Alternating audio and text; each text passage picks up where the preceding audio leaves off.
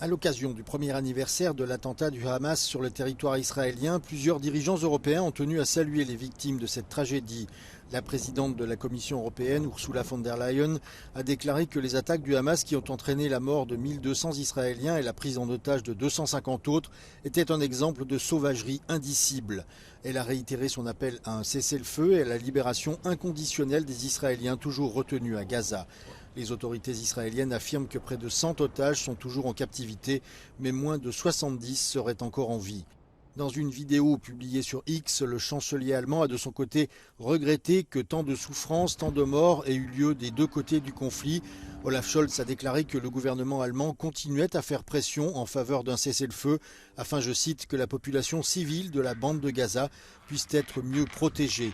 Dimanche, l'armée israélienne a annoncé une nouvelle offensive aérienne et terrestre à Jabalia, dans le nord de la bande de Gaza, où se trouve un camp de réfugiés datant de la guerre de 1948 qui a entouré la création d'Israël.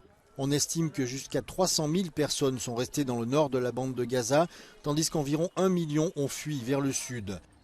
La crainte de cette opération israélienne a incité des milliers de personnes à fuir la zone par tous les moyens. Ce dimanche, les autorités palestiniennes ont fait état d'importantes frappes israéliennes à Gaza.